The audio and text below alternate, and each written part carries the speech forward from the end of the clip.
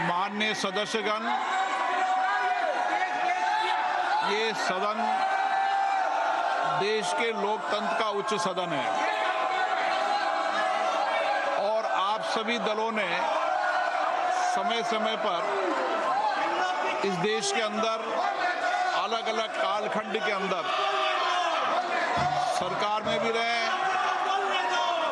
लेकिन मेरा मत है कि इतनी लंबी सरकार में रहने के बाद भी हम इस उच्च सदन की मर्यादाओं, परंपराओं को तोड़ रहे हैं। विरोध का तरीका होता है, विरोध के तरीके और भी हो सकते हैं, लेकिन आप अपनी इलाके से छोड़कर उस जगह जाकर मर्यादाओं को तोड़ोगे तो देश के अंदर लोकतंत्र के प्रति लोगों का विश्वास, भरोसा कम होगा। आप सब चुनकर आते हैं, सदन के अंदर, सदन के बाहर विरोध का तरीका होता है, लेकिन हम इतने वरिष्ठ नेता आप हैं, आपने शासन किया है, लेकिन नहीं बोलने देंगे वो नियम प्रक्रिया से चलता है, लेकिन आप मर्यादा तोड़ेंगे, उचित है क्या? आप इधर से उधर जाकर आपके सदस्य इधर से उधर जाएंगे, ये उचित है क्या? यही मर्यादा बनाना चाहते हैं क्या आप? आपने इतने साल के शासन करने के बाद आपने यही परंपराएं लागू किए। आप वरिष्ठ लोग हैं, बालू जी, आप इतने सीनियर नेता हैं, ये देश में अच्छा लग रहा है कि आपको? आप इधर जाकर मंत्री बोल रहे हैं, आसन पे जाके खड़े हो रहे हैं, सत्ता पक्ष की तरफ बैनर लेकर आ रहे हैं। मर्यादा पहले भी विरोध हुआ है, लेकिन मर्यादा कभी किसी ने नहीं तोड़ी। आप शासन में रहे, ये प्रतिपक्ष में रहे, तब भी विरोध हुआ है, लेकिन मर्यादाएं कभी नहीं तोड़ी। लेकिन आप जो मर्यादाएं तोड़ रहे हैं, ये उचित नहीं है। आप शासन को ये मजबूर नहीं कर सकते। मैं आपसे पुनः आग्रह करता हूं, आप मर्यादा रखें, अच्छी परंपराएं रखें। विरोध का तरीका हो सकता है आपका, विरोध आवाज से नहीं, शब्दों से होता है, विरोध तर्कों से होता है, नारेबाजी से, बैनर से विरोध नहीं होता। विरोध शब्दों, तर्कों से होता है, असहमति मुद्दों पर होती है। वैचारिक मतभेद हैं, वैचारिक मतभेद बोलना चाहिए, ये सदन वैचारिक मतभेदों के लिए बोलने के लिए, लेकिन ये तरीका ठीक है क्या? नो। अगर आप यही तरीका अपनाना चाहते हैं तो अपनाएं। मेरा एज अध्यक्ष के नाते आपसे आग्रह रहता है, सदन से आग्रह रहता है कि सत्ता पक्ष हो चाहे प्रतिपक्ष हो, सदन की मर्यादाओं, परंपराओं को बना के रखें। ये सभागृह आपका है, आप इस सभागृह का जितना अपमान करेंगे, देश आपको देखेगा, और आप इस सभागृह की प्रतिष्ठा को गिराने का कृत्य कर रहे हैं। इस व्यवस्था के अंदर सदन चलाना उचित नहीं है। मैं सदन की कार्रवाई आज 2 बजे तक के लिए स्थगित करता हूं।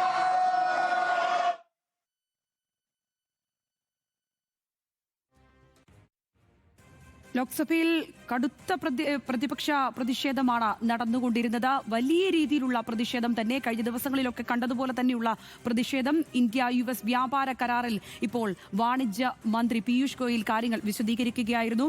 അദ്ദേഹം പറഞ്ഞു വെക്കുകയാണ്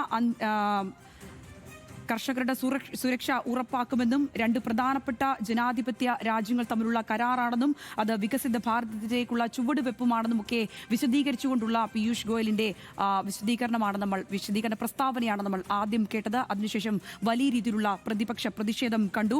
PM കോംപ്രമൈസ്ഡ് പോസ്റ്ററുകളുമായിട്ടുള്ള പ്രതിഷേധമായിരുന്നു ഇന്ന് ലോക്സഭയിൽ കണ്ടത്. കൂടുതൽ വിശദാംശങ്ങൾ ശരത് ലാൽ പങ്കുവയ്ക്കും. ശരത്ത്, ഇന്നും വലിയ രീതിയിലുള്ള പ്രതിഷേധങ്ങൾക്കിടയിലും പീയൂഷ് ഗോയൽ കാര്യങ്ങൾ വിശദീകരിച്ചു. പക്ഷേ ആ വിശദീകരണങ്ങളൊന്നും മതിയാവുന്നില്ല എന്ന തരത്തിൽ തന്നെ പ്രതിപക്ഷം കാര്യങ്ങളെ പറഞ്ഞു വെക്കുന്നു. എങ്ങനെയായിരുന്നു ലോക്സഭയിലെ കാര്യങ്ങൾ?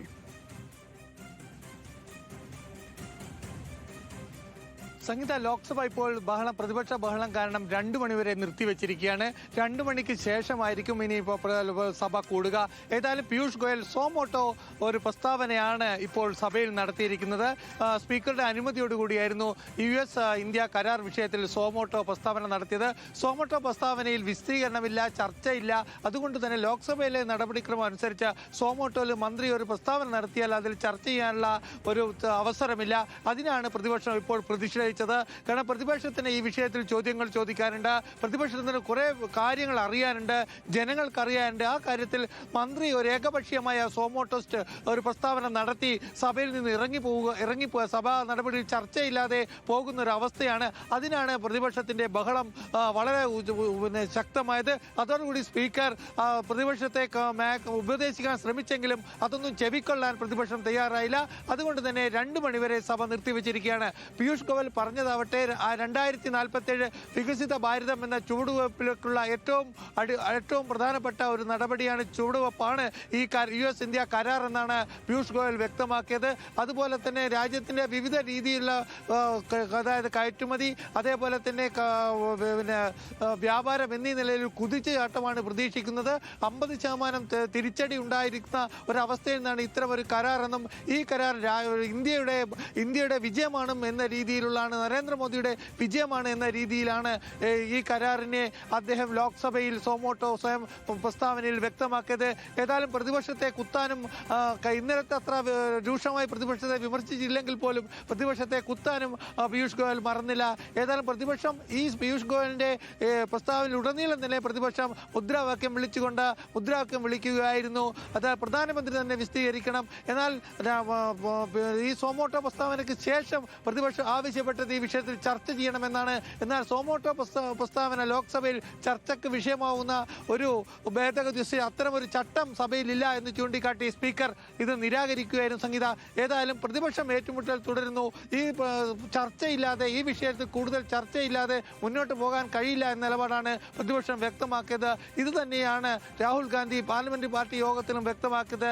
ഏകപക്ഷീയമായ തീരുമാനമാണ് ഭരണപക്ഷം മുന്നോട്ട് പോകുമ്പോൾ അതിനെതിരെ പ്രതിഷേധിക്കുക തന്നെ ചെയ്യും എന്നാണ് പ്രതിപക്ഷത്തിന്റെ നിലപാട്. സംഗീത. ശരി ശരത്.